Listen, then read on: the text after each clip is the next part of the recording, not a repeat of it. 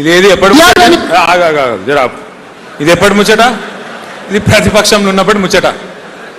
కేసీఆర్ నువ్వు బ్రోకర్వా? నేను అడగరాదా ఈరోజు? నువ్వేంటిది మరి? నువ్వు బ్రోకర్వా? ఏంటిది నువ్వు? దళాలు కానివా? మోడీ కొంటేనే ఇప్పుడు అంటుండు కదా, మోడీ ఎంత చెప్తే అంతే కొంటా, ఎన్ని గింజలు కొనమంటే గన్ని కొంటా. మరి నువ్వేమిటి దళాలు కానివా? ఇప్పుడు పైసలు లేవా నీ కాడ?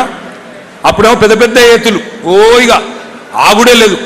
ఇవాళ చూడు ఏం మాట్లాడుతున్నాడు. అందుకే ఆలోచించరు మీరు. ఆ రోజు ఏమన్నాడు?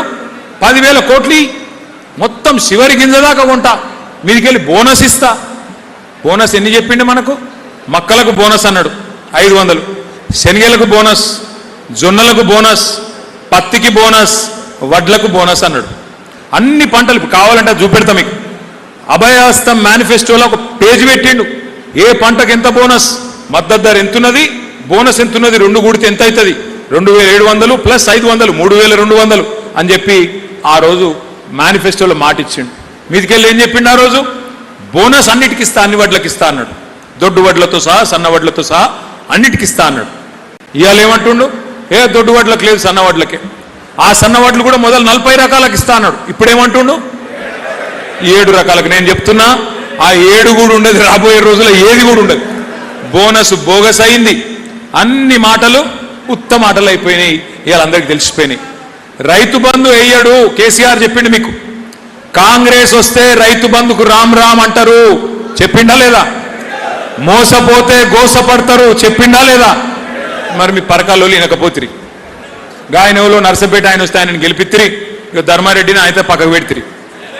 పాలిచ్చే బర్రెని ఆయన పక్కకు పెడితిరి. తన్నే దున్నపోతుంది తెచ్చుకుంటారు. ఏం చేయాలి? ఇప్పుడేమో అందరు లబోదిబో అన్నా వడ్లు గుంటలేడే, అన్నా మక్కలు గుంటలేడే. కేసీఆర్ అన్నా యాడున్నావు, నువ్వు రావాలి. యాడుంటాడు కేసీఆర్? 7 నెలల్లో గానే ఉన్నాడు. ఆయన మంచిగానే ఉన్నాడు. మనమే లబోదిబో అంటున్నాం. ఇప్పుడు ఎవరు బాధపడుతుర్రు? ఎవరికి ఇబ్బంది అయింది కేసీఆర్ దిగిపోతే? ఏమనుకున్నారు ఆ రోజు? ఏమున్నది, ఎవరు ఉంటేంది రాదా రైతు బంధు? కేసీఆర్ ఏమని ఇంట్లోకి వెళ్ళి ఇస్తుండా?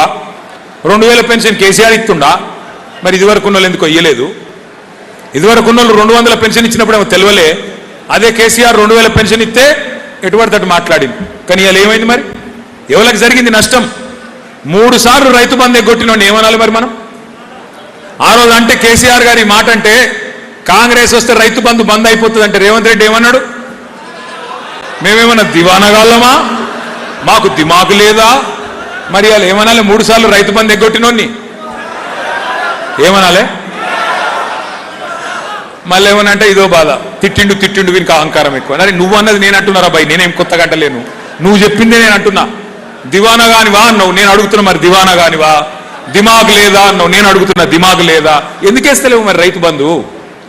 ఇప్పుడు రేవంత్ రెడ్డి గారికి రైతు బంధు వేసేందుకు పైసలు లేవు. ఆడపిల్లలకు 2,500 వేస్తా అన్నాడు, దానికి పైసలు లేవు. పెన్షన్లు డబల్ చేసేందుకు పైసలు లేవు. బోనస్ ఇచ్చేందుకు పైసలు లేవు. పంటలు కొనేందుకు పైసలు లేవు. స్కూటీ ఇచ్చేందుకు పైసలు లేవు.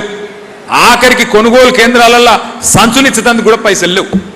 మరి దేనికి ఉన్నాయి పైసలు? ఢిల్లీకి సంచులలో పంపేందుకు మాత్రం పైసలు ఉన్నాయి.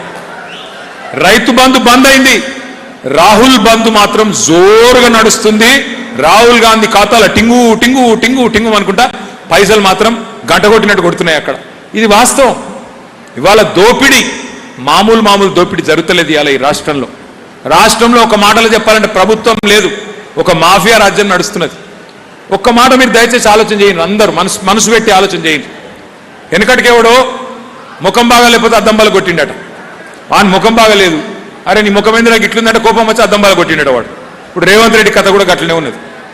అరే నీకు పరిపాలన శాతం అయితే లేదు, అన్ని 100 రోజులలో ఇస్తా అంటివి కదరా వారి, నువ్వే నరికితివి కదా. 3 నెలలు ఇస్తా, 100 రోజులు ఇస్తా, 6 గ్యారంటీలు, 13 డిక్లరేషన్లు, 420 హామీలు. ఏమాయరా నాయన అంటే మొన్న చెప్తున్నాడు సిల్కపల్కులు.